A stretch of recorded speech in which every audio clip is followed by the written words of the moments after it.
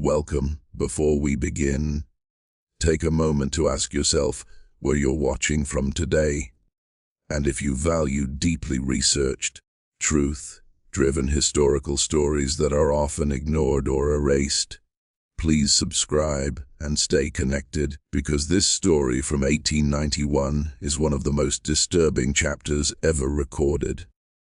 In this video, we uncover the chilling account of an enslaved girl who was hunted for 8 relentless hours by 3 trained Rottweilers, an event that exposes not just physical brutality, but the terrifying systems that allowed such cruelty to exist, leaving scars that still haunt history today.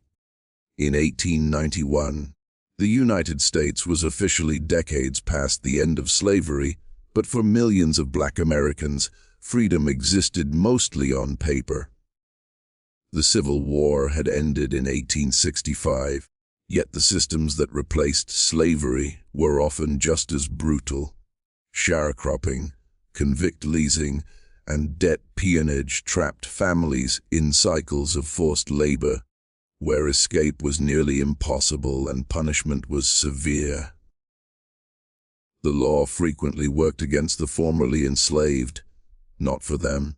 This was the height of the Jim Crow era, a time when racial terror was normalized and enforced through violence, intimidation, and public spectacle. Lynchings were reported openly in newspapers, often without consequences for those responsible.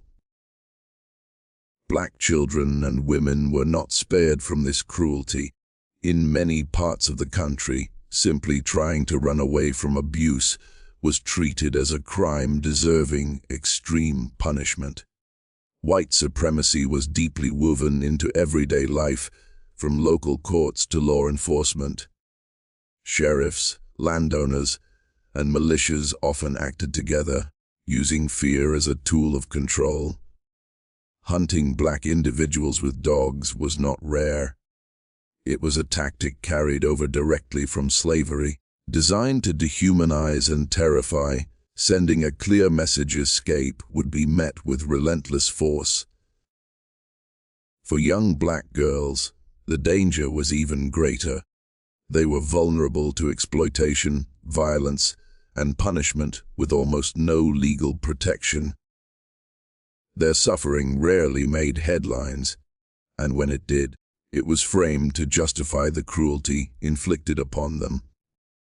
Society looked away, treating their pain as acceptable or deserved. Understanding America in 1891 is essential to understanding this story. This was not an isolated act of cruelty by a few individuals.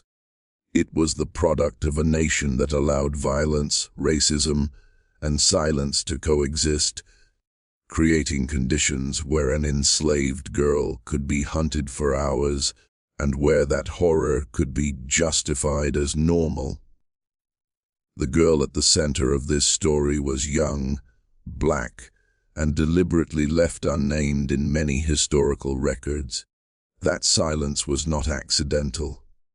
In 1891, the identities of Black victims were often erased, while the names of those in power were carefully preserved. She was treated not as a child with a life and dreams, but as property, a problem, something to be controlled, rather than protected. What we do know is that she was enslaved in practice, even if the law claimed slavery was over. She likely worked long hours under constant supervision, facing physical punishment, emotional abuse, and the ever-present threat of violence. Like many Black girls of that era, her childhood was stolen early, replaced by labor, fear, and obedience enforced through terror. Her age matters. This was not a grown woman prepared for confrontation, but a girl navigating a world designed to break her spirit. Young Black girls were especially vulnerable in the late 19th century, often targeted because they were seen as defenseless and disposable. Their suffering was rarely questioned, and their resistance was often punished more harshly. She did not leave behind diaries or letters. Her voice survives only through fragments, reports, and the outcome of what happened to her. That absence is part of the tragedy. History recorded the violence done to her, but not her laughter, her family, or her hopes. She was reduced to a moment of cruelty rather than remembered as a full human being. Remembering who she was means refusing to let her remain invisible. She was a child trapped in a system built to deny her humanity. By telling her story today, we challenge the silence that surrounded her life and acknowledge that behind every forgotten name in history, there was a real person who deserved protection, dignity, and freedom. Running away in 1891 was not an impulsive decision, especially for a young black girl. Escape usually came after long periods of suffering, when fear of staying became greater than fear of being caught. For many enslaved and quasi-enslaved people, running was a last act of self-preservation. Whatever she was facing, it was severe enough to push her toward a risk that could easily end in death. Conditions for black girls during this time were especially brutal. Beyond forced labor, they lived under constant threat of physical violence, humiliation, and exploitation. There were no safe systems to report abuse, no authorities willing to protect them. Silence was enforced, and obedience was demanded. Escape became the only way to reclaim even a small sense of control over one's own life. Her attempt to flee was also an act of courage. She knew the consequences. She knew that capture could mean savage punishment or worse. Yet she still ran. That decision alone tells us how desperate her situation must have been. When a child chooses danger over staying, it reveals a truth more powerful than any written record. Many escapes were sparked by a single breaking moment. It could have been a beating, a threat, or something so traumatic that staying was no longer possible. History often fails to record these moments, but they mattered. They were the final push that turned fear into action and suffering into resistance. Her escape was not just about freedom in a physical sense. It was about dignity, survival, and the refusal to accept a life defined by cruelty. Even though the system hunted her for it, that act of running stands as proof that she was not powerless. She resisted, even when the odds were stacked brutally against her. The decision to use attack dogs was not made in the heat of the moment. It was deliberate, calculated, and rooted in a long history of racial terror in America. Long after slavery was officially abolished, the same methods of control were still being used to hunt, capture, and punish black people who tried to escape abuse. Dogs were chosen not just for their tracking ability, but for the fear they created. Attack dogs had been a tool of slavery for generations. They symbolized absolute power. The sound of barking alone was often enough to cause panic because it meant there was no mercy coming. By 1891, this practice had never truly disappeared. It simply adapted to a new era where the law looked the other way and cruelty was justified as enforcement. Choosing to release dogs against a young girl sent a clear message to the surrounding community. This was not just about catching one person. It was about warning others not to resist, not to run, not to hope for freedom. The punishment needed to be public, terrifying, and unforgettable. Fear was the goal. The people who authorized this decision believed they were protected by the system. Law enforcement, landowners, and local authorities often cooperated or remained silent. There were no serious consequences for using extreme violence against black bodies. In fact, such actions were often praised as necessary or justified in maintaining order. This moment reveals the true cruelty of the era. Instead of asking why a child was desperate enough to run, they chose to unleash trained animals to break her spirit. The decision to use attack dogs was not just an act of violence. It was a reflection of a society that valued control over humanity and punishment over justice. The 3 Rottweilers were not random animals pulled in at the last minute. They were trained, controlled, and used as weapons. In 1891, dogs like these were specifically bred and conditioned to track, corner, and intimidate human beings. Their purpose was not just to find someone, but to break them mentally before physical capture even happened. Rottweilers were chosen because of their strength, endurance, and fearsome reputation. Their presence alone carried terror. The sound of heavy paws, deep growls, and relentless barking created panic long before the dog ever came into view. For someone being hunted, especially a child, that fear could be paralyzing. The dogs turned the escape into a nightmare, with no place to hide. These animals worked as an extension of the people controlling them. Every command reflected human intent. The cruelty did not belong to the dogs themselves, but to those who unleashed them. The handlers understood exactly what fear these animals would create, and they relied on that fear to force submission without needing words or explanation. Using 3 dogs instead of 1 was intentional. It increased speed, reduced the chance of escape, and ensured the chase would not end quickly. If 1 dog slowed, another could continue. The goal was exhaustion, confusion, and surrender. This was not about retrieval. It was about domination. The role of the Rottweilers in this story symbolizes how violence was systematized.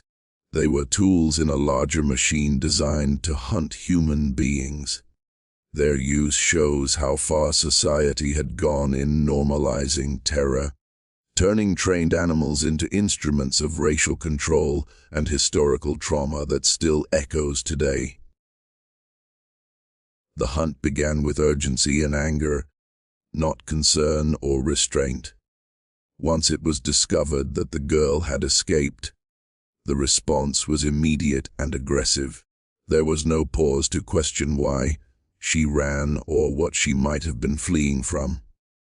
Instead, the focus shifted instantly to capture, punishment, and making an example out of her. Word spread quickly among those in control.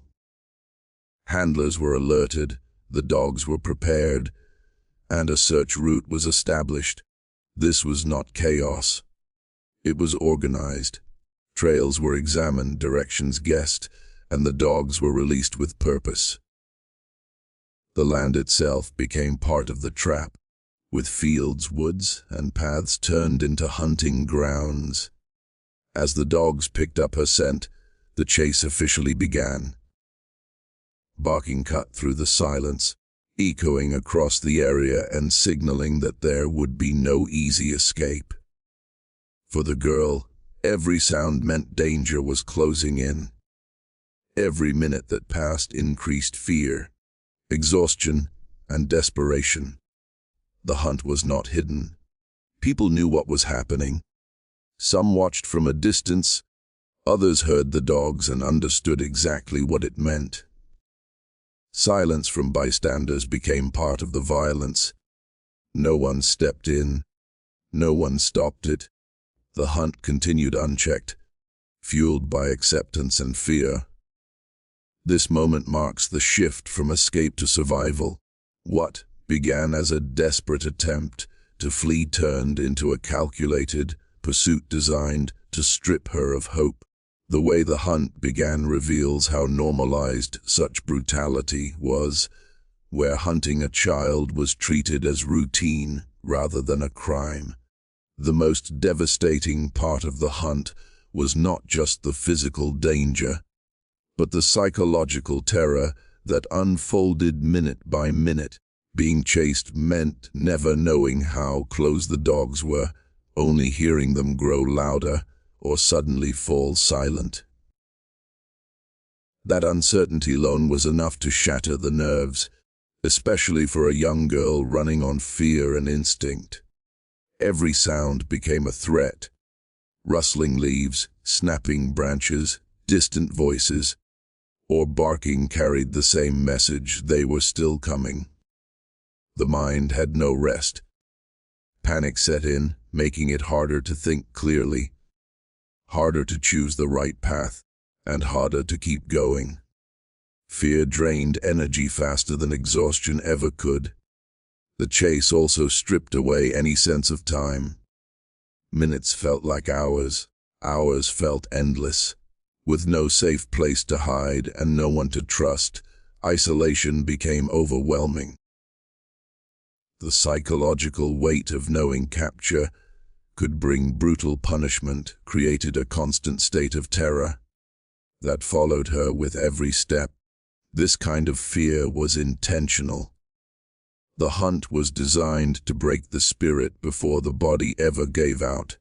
The people behind it understood that terror could do what chains and whips once did. They wanted her to feel helpless, hunted, and completely alone. Even if she survived the chase, the trauma would never truly end. The psychological scars of being hunted like an animal do not disappear.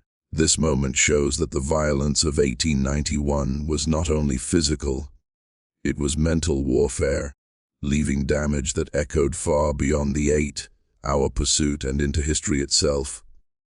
As the hunt unfolded, it did not happen in complete isolation. People knew. Neighbors heard the dogs, saw the handlers moving through the land, and understood exactly what was taking place. In 1891, scenes like this were grimly familiar, especially in areas where racial violence had become routine rather than shocking. Some witnesses watched from a distance, choosing safety over morality. Speaking up carried risks, especially for Black community members who knew that intervention could make them the next target. Fear kept mouths closed and eyes turned away. Silence became a survival strategy, even when it meant allowing injustice to continue. Others justified what they were seeing. The dominant narrative of the time framed escape as a crime and punishment as necessary. This mindset allowed ordinary people to accept extraordinary cruelty by believing the hunt was deserved or lawful. Bystanders protected their own conscience while the violence unfolded. Local authorities were often among those who knew and did nothing. Their absence or quiet approval sent a powerful message. When law enforcement refuses to intervene, violence gains legitimacy. The lack of action confirmed that the girl had no protection, no rights anyone was willing to defend. The role of witnesses and silent bystanders is one of the most haunting parts of this story. It shows how injustice survives, not only through those who commit violence, but through those who allow it. Their silence helped turn cruelty into normalcy, and that silence is part of why this history still echoes today. After 8 relentless hours, the hunt finally reached its outcome, but not in a way that brought justice or relief.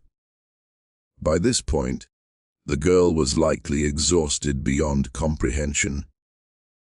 Hunger, fear, and physical strain would have pushed her body to its limits.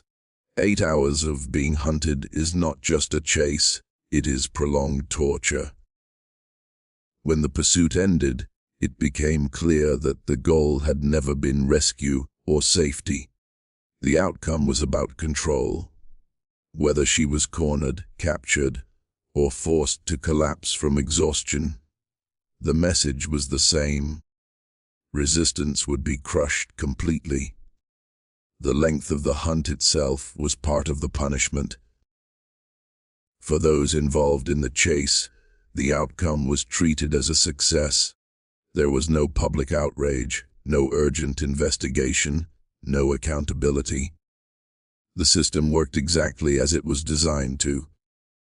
A child had been terrorized for hours, and the response was silence or quiet approval. For the girl, however, the outcome marked the beginning of a different kind of suffering.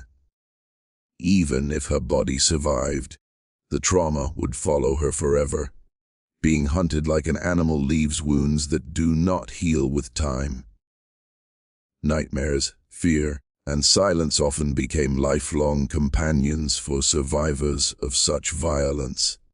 This 8-hour outcome is why this story still haunts history. It exposes how cruelty could unfold over an entire day without interruption, consequence, or remorse. It forces us to confront a painful truth in 1891. Suffering like this was not an accident. It was allowed, accepted, and forgotten far too easily. When the ordeal ended, the response from authorities was cold, minimal, and deeply revealing. There was no urgent inquiry into the violence inflicted on a child, no serious concern for her well-being, and no effort to hold anyone accountable. In 1891, this kind of brutality fell well within what the system considered acceptable. Local law enforcement often worked hand in hand with landowners and those in power. Rather than questioning the methods used, authorities focused only on restoring order. The use of attack dogs, prolonged pursuit, and psychological terror were rarely challenged. Instead, they were seen as tools of enforcement, not crimes. There were no headlines demanding justice. If the incident was recorded at all, it was likely framed in a way that justified the hunt. Language mattered. Officials described escape as wrongdoing and recapture as duty, erasing the suffering of the victim in favor of protecting the system itself. For the girl, this response confirmed a devastating truth. The law was not on her side. The people meant to protect children and uphold justice had chosen silence. That silence told her, and others watching, that cruelty against black lives would go unpunished. This lack of accountability is one of the most disturbing aspects of the story. It shows that the violence did not end with the hunt. It continued through indifference. By refusing to act, authorities reinforced a system where terror was normalized and justice was selectively denied, leaving scars that history cannot ignore. Stories like this were never meant to survive. History, especially in the late 19th century, was written by those in power, and they carefully chose what was worth remembering. Cases that exposed extreme cruelty against black children did not fit the narrative of progress or justice, so they were buried, minimized, or erased altogether. There were no monuments, no school lessons, and no public records that honored what this girl endured. Instead, silence took over. By refusing to document these events fully, society protected itself from guilt. Forgetting became easier than confronting the truth of what was allowed to happen. Another reason this case faded is discomfort. The details are disturbing. They force us to face the reality that this was not ancient history, but part of modern America's foundation. A nation that wants to see itself as moral and just often pushes away stories that challenge that image. Even when fragments of cases like this appear in archives or oral histories, they are often dismissed as isolated incidents. But they were not rare. They were part of a pattern. Forgetting one story made it easier to forget thousands of others just like it. Remembering this case today is an act of resistance against that erasure. By telling this story, we refuse to let silence win. We acknowledge that history tried to forget her, but failed, because the truth still matters and the pain she endured still demands to be recognized.